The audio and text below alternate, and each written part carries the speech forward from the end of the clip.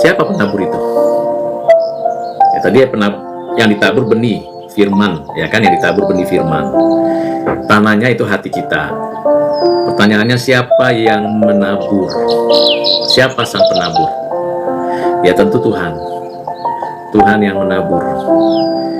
Dan Tuhan menabur, tadi saya sudah katakan, cara Tuhan menabur itu beragam, multi.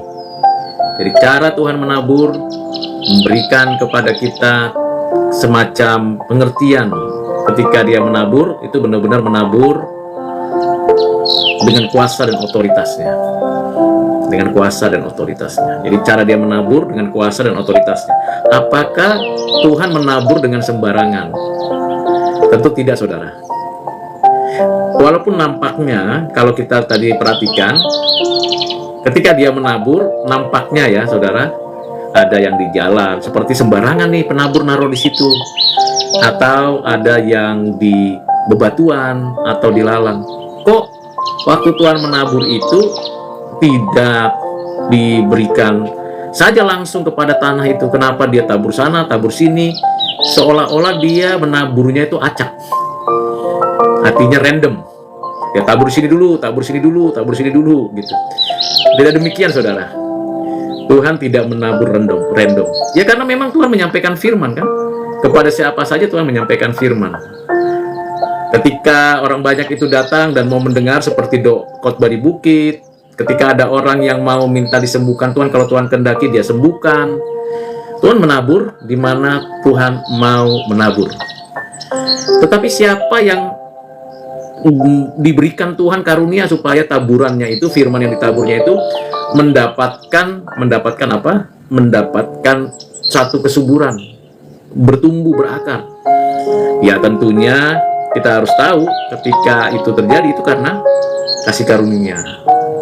Jadi terpujilah Tuhan yang memberikan kepada kita semacam, ya bisa saya katakan privilege, ya kan.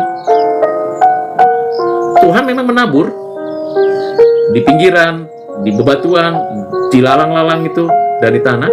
Tapi ada orang-orang yang spesial, saudara dan saya. Spesial karena ternyata Tuhan persiapkan dulu hati kita, tanah yang subur ini. Ketika firman itu ditabur, maka tanah kita itu benar-benar menyerap benih itu, dan benih itu berkembang, bertumbuh, berakar. Lalu bagaimana dengan orang-orang yang seperti ada tanahnya tapi di pinggiran, seperti ada tanahnya tapi ada bebatuan? Bagaimana dengan kondisi seperti itu? Ya, tentunya kita harus paham betul, saudara, bahwa semua orang-orang itu memang mendapatkan firman, tetapi dari 4 kelompok hanya satu yang dipilih mendapatkan tanah yang subur, hati yang baru. Ini lagi-lagi anugerah kepada saudara dan saya yang bisa mau karena bisa diberikan Tuhan. Jadi benar kata sebuah lagu yang tentu dari firman, from grace to grace, dari anugerah kepada anugerah. Ketika kita mau menikmati anugerah pertumbuhan, berakar, berbuah, maka kekuatan kita bisa kita jalani, kita bisa melangkah dengan baik, itu anugerah. Dan kita bisa menerima firman. Jadi ada orang yang menerima firman tapi nggak berakar, berbuah, itu karena memang tidak dianugerahkan.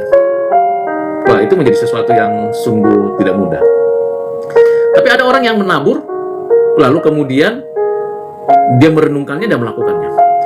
Bagaimana dengan aku menanam, Apolos menyiram, Allah memberi pertumbuhan? Ya, ini bicara dimensi. Tadi saya katakan cara Tuhan, model dan strategi pembelajaran Tuhan itu multidimensi. Nah, ada orang-orang yang memang dia menjadi mitra yang diangkat Tuhan untuk menabur firman. Jadi ada antara penabur dengan orang-orang yang akan menerima karunia tanah yang subur. Tuhan memanggil sebagian orang untuk diutus untuk menabur firman. Jadi sebagian orang diutus untuk menabur, menyampaikan firman. Nah, orang-orang ini caranya bagaimana? Waktu menabur, tentunya caranya beragam. Maka ada Apolos, ya, ada Apolos menyiram, tapi Tuhan yang memberi pertumbuhan atas firman. Jadi ini hal yang penting. Terima kasih untuk Saudara Kuryake Imera, ya, yang sudah memberikan apresiasi. Tuhan memberkati saudara. Jadi memang ketika ada orang-orang yang secara khusus yang disebut di sini, dikatakan oleh Tuhan, kepadamu diberikan karunia untuk mengetahui rahasia kerajaan Allah. Nah, inilah mitra pelayanan, orang-orang yang diberikan khusus mewakili Tuhan, menyampaikan firman, entah ini nabi, entah ini rasul, entah ini saudara dan saya. Kita diberikan privilege, kehormatan, lalu kita dijadikan sarana oleh Tuhan menaburkan firman kepada teman-teman, saudara-saudara kita yang menanti-nantikan firman. Dan ketika kita menabur dan firman itu diberitakan, tentu ada caranya beda-beda. Ada yang seperti Apolos, ya, ada yang seperti Petrus, ada yang seperti Paulus, beragam. Tidak ada orang yang sama. Kalau kita melihat dan memperhatikan, Paulus itu sangat gesit, sangat giat, sangat kuat dan kokoh dalam doktrin, dalam penginjilan, dan di dalam segala pelayanan-pelayanannya. Tapi ada seperti Yohanes, Rasul Yohanes, yang penuh kelembutan, berpikir mendalam. Maka kalau kita baca surat-surat Paulus dan Injil Yohanes atau Kitab Wahyu, itu ada dimensi yang berbeda. Lalu kalau kita baca Injil Markus dengan Injil Lukas, ada dimensi yang berbeda. Tetapi intinya, meaningnya, maknanya berbicara tentang kerajaan Allah, berbicara tentang hidup di dalam Kristus.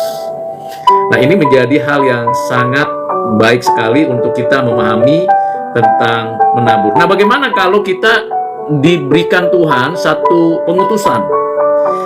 Ingat, saudara yang kekasih dalam Kristus, setiap kita itu diberi pengutusan loh. Pergilah, jadikanlah semua bangsa muridku. Pengutusannya untuk pemuritan. Bagaimana pengutusan untuk pemuritan ini? Ya, tentunya bisa dikatakan di dalam contoh pelayanan Yesus dan contoh pelayanan rasul-rasul, selalu ada partner, ada mitra. Mengapa ada mitra, ada partner? Supaya saling mendoakan, saling mengingatkan, saling memperhatikan, saling mensupport. Ini penting, saudara. Jadi tidak ada yang single fighter. Kalau misalnya saya melakukan pelayanan, saya melakukan pekerjaan Tuhan, menolong orang, ya saya harus bertanya kepada siapa? Kepada istri tentu. Misalnya saya kasih tahu kepada istri saya atau anak-anak saya, besok saya mau ada pelayanan, besok saya akan mau bekerja ini, saya besok akan memberikan ini. Maka kita sebagai orang percaya mensupport, memberi dukungan. Oh ya, ayo berdoa bersama. Walaupun saya yang maju persendirian ke depan, tetapi ingat ada tim doa di belakang kita. Ada orang-orang yang mengasihi Tuhan juga, yang mensupport kita dengan semangat. Nah, ini adalah cara Tuhan membangun kemitraan, kolaborasi untuk menyampaikan firman, mewakili Tuhan untuk orang-orang yang sedang menunggu, yaitu tanah yang diberikan Tuhan, tanah hati yang baru ini. Dan kalau ditanya apakah posisi kita jauh lebih penting daripada posisi orang-orang itu, tentu kita memang memiliki privilege, tapi di hadapan Tuhan, baik itu pendoanya maupun pembicaranya, yang menanam maupun yang menabur, semua sama-sama milik Tuhan, hamba Tuhan, dan ini melakukan pekerjaan yang luar biasa.